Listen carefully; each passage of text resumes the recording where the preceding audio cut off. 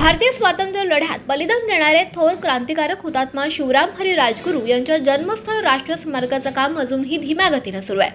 सरकारने 254 कोटी रुपयांचा निधी मंजूर केलाय। त्यापैकी 104 कोटी संबंधित विभागाकडे मागील अर्थसंकल्पातच वर्ग करण्यात आले। मात्र अजूनही स्मारकातील संपादनाचं काम झालेलं नाहीये। सरकार या थोर देशभक्ताच्या स्मारकाकडे अजूनही दुर्लक्ष करत असल्याची स्थिती मागील काही काळापासून सातत्याने समोर येते। राज्य सरकारने हुतात्मा शिवराम हरी राजगुरू राष्ट्रीय स्मारक परिसर विकास आढावा राज्य सरकारने हुतात्मा शिवराम हरी राजगुरू राष्ट्रीय स्मारक परिसर विकास आराखडा 3 वर्षांपूर्वीच तयार केला होता।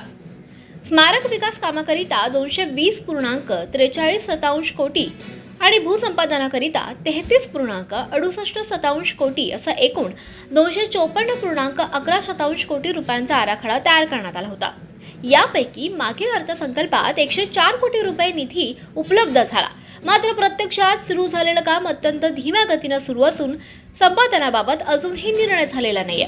केवळ बैठकांचं सत्र सुरू आहे। राजगुरुनगर शहरात होणाऱ्या हुतात्मा शिवराम हरी राजगुरू यांच्या जन्मस्थळ वाड्याच्या राष्ट्रीय स्मारकासाठी 2 वर्षांपूर्वी विकास आराखडा झाल्यानंतर परिसरातील 45 मालमत्ता धारकांचा पर्यायी पुनर्वसन प्रश्न प्रलंबित आहे। त्यासाठी केवळ तरतूद झाली आहे। प्रत्यक्षात संपादनासाठी काहीच हालचाली होत नाहीये। विकास कामाबाबत आवश्यक निधी उपलब्ध न झाल्यानं हुतात्मा राजगुरू यांच्या स्मारकाबाबत अजूनही हेळसांडच होतीये।